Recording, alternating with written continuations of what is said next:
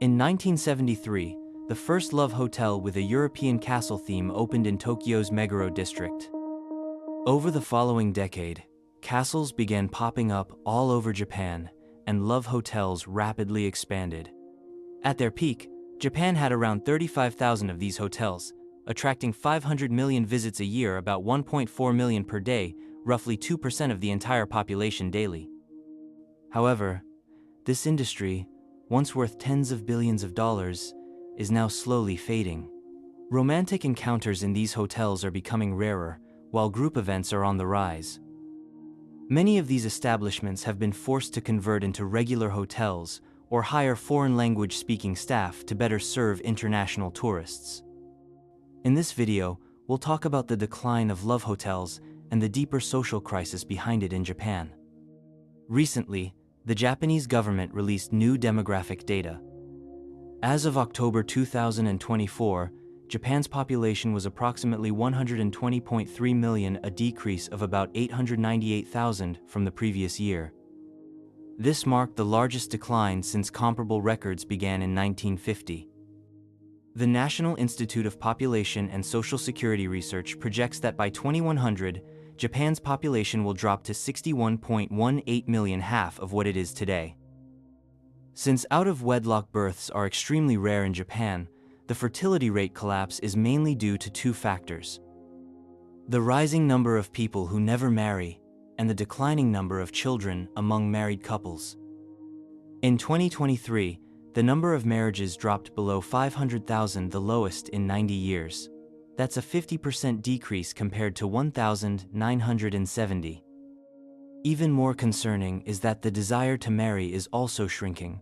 1 in 4 Japanese people now say they never want to get married.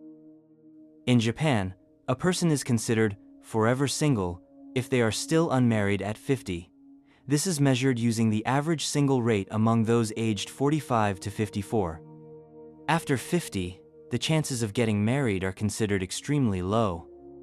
In 1950, only 1.5% of men and 1.4% of women were still unmarried at age 50. But after 1985, those numbers began to climb. By 2020, 28.3% of men and 17.8% of women had never married, roughly 1 in 4 people. The 2022 White Paper on Gender Equality, published by the Japanese Cabinet Office in June, included a survey on marriage intentions. Among people in their 20s, 19% of men and 14% of women said they had no intention of marrying. In their 30s, that figure rose to 26.5% for men and 25.4% for women. As for why young women in their 20s and 30s don't want to marry, about half said they don't want to be tied down by marriage, prefer freedom, or haven't met someone they truly like.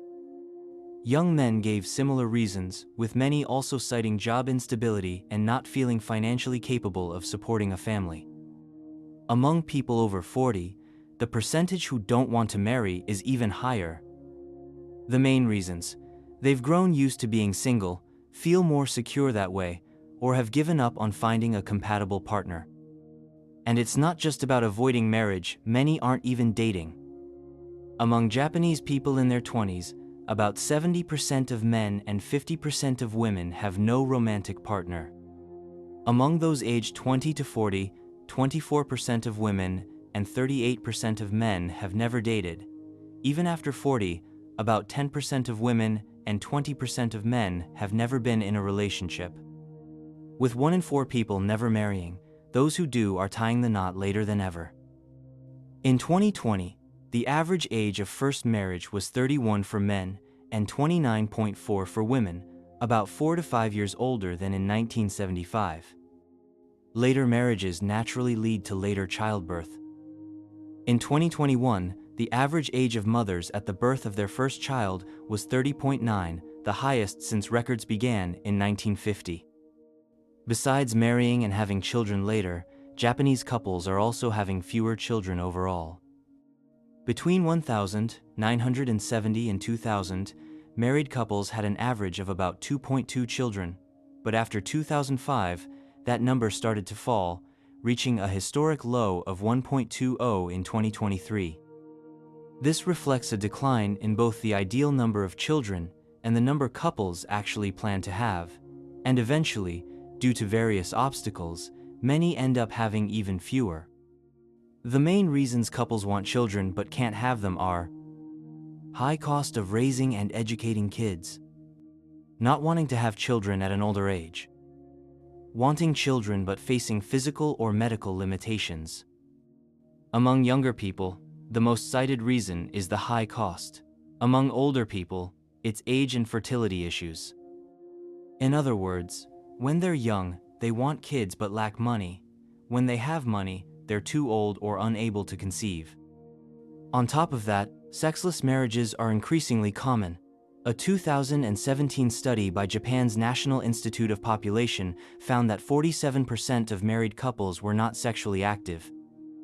In 2004, that figure was 32%. Why? 35% of men said they were too tired. 22% of women said it was just too much trouble.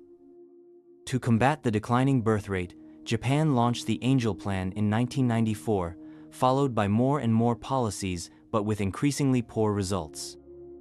Today, it's been rebranded as the child-rearing revolution, but so far, the policies have barely slowed the decline in fertility rates.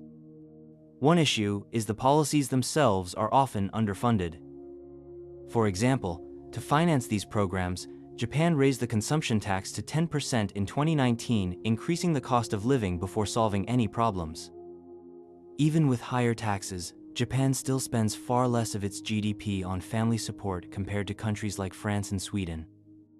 The government also tried to ease childcare burdens by hiring more caregivers, but there's a major shortage, leaving many children on waiting lists. This frustration gave rise to the viral phrase, "Japan, go to hell," which became a buzzword in 2016. Another issue. Most policies focus on parenting, not marriage. Only 6.2% of these measures aim to support or encourage marriage. In other words, these policies might help those who already want kids, but they do nothing for people who don't want to marry or have children. Behind the rejection of marriage and relationships lies the worsening job situation for young people. Youth unemployment is higher, non-regular work is more common, and incomes are falling, especially among low earners. Low fertility isn't the root of Japan's social issues, it's the symptom. Population policies shouldn't just encourage childbirth, they should address the socio-economic factors that shape people's willingness to marry and have children. Because for each person, marriage and parenthood are never simple choices. That's it for today's video. What do you think about Japan's growing number of lifelong singles? Leave your thoughts in the comments and see you next time.